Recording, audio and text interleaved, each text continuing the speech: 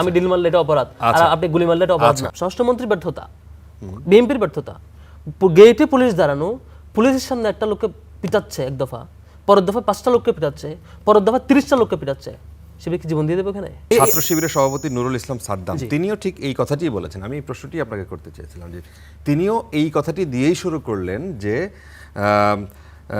যে সরকারের 2 মাসের যে ব্যর্থতা সেটা ঢাকতেই এই হামলাটা, এই জিনিসটা ইচ্ছা করে ছাত্রদল ঘটিয়েছে। এখন সরকার কি আসলেই এই 2 মাসে কি আসলেই এতটা ব্যর্থ ইতোমধ্যেই যে সেটা অন্যদিকে চোখ ঘোরানোর জন্য তারা এই কাজটি করবে? শুধু এটা না তো, এটা ব্যর্থতার পরিচয় কিভাবে বুঝবেন আপনি?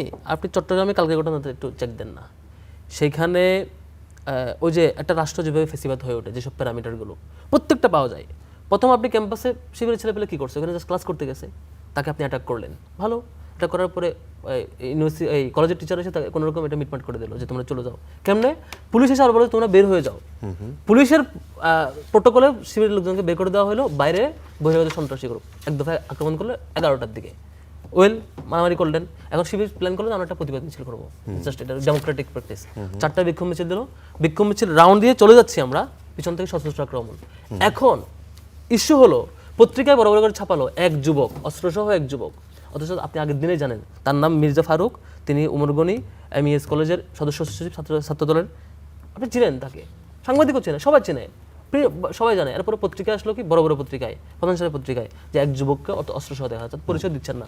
মিডিয়া নিজে আবার সবগুলো মিডিয়ায়, মানে আমি আশা করছিলাম যে আসলটা প্রকাশ পাবে, অনেক জায়গায় প্রকাশ পাচ্ছে যে ছাত্র শিবির এবং ছাত্রদলের সশস্ত্র সংঘর্ষ। কেন ভাই, শিবিরের হাতে অস্ত্র ছিল এখানে?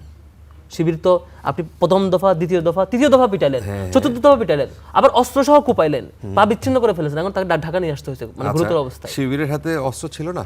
প্রশ্নই আসে না। দেশি 2 পক্ষের হাতেই তো আমরা অস্ত্র দেখি। প্রশ্নই আসে না, কার হাতে বলেন, একজনের তথ্য বলেন, একজনের তথ্য বলেন সিঙ্গেল। আচ্ছা, আমি এক্স্যাক্টলি ছবি দেখি নাই, কিন্তু যেটা দেখা গেছে দেশীয় অস্ত্র হলেও এই জিনিসটা তাদের হাতে লাঠি সোটা ছিল, তাদের হাতে অস্ত্র, মারামারি তো সবসময় আগের সেই যে অস্ত্র শস্ত্র সেই সময় তো আর এখন বাংলাদেশে নাই। কিন্তু শিবির কি এইটুকু, এই যে মানে মারামারি হাতে লাঠি, এইটুকু কি শিবির জায়েজ মনে করে?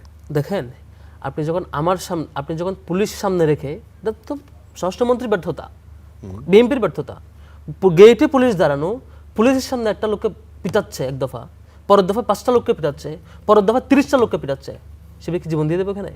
তাকে বাঁচাই নিয়ে আসবে না?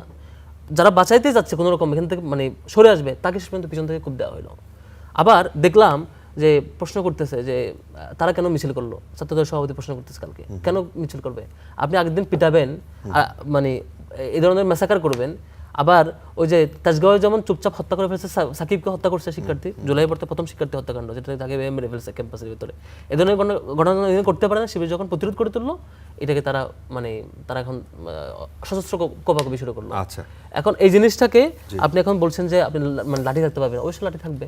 আপনি আমি আমার আত্মরক্ষা করবো না? প্রশাসন আপনার নিরাপত্তা দিতে পারে নাই, আপনার অধ্যক্ষ আপনার নিরাপত্তা দিতে পারেন, সবগুলো আপনি দলদাস বাহিনী বানাই ফেলছেন, আপনার সব চবির ছাত্রদলের নেতারা পর্যন্ত সশস্ত্র ওখানে অবস্থান করতেছে, চট্টগ্রাম বিশ্ববিদ্যালয়, মহানগর, যুবদল, বিএমপি, বস্তি বাহিনী। এটা বস্তি ওয়ার্ডটা হচ্ছে খালেদা জিয়ার প্রিয় শব্দ আর কি, ছাত্রদলকে মিন করে উল্লেখ করছিলেন। এই লোকবল সহ নানা ক্যাটাগরি সবাইকে নিয়ে এসে আপনি সংঘবদ্ধ আক্রমণ করবেন। আমি আমার সেফটি নিশ্চিত করার জন্য মিনিমাম চেষ্টা করবো না? নাকি আবার জুলাইয়ের মধ্যে শুরু করবেন যে আমি ডিল মারলে এটা অপরাধ, আর আপনি গুলি মারলে এটা অপরাধ না?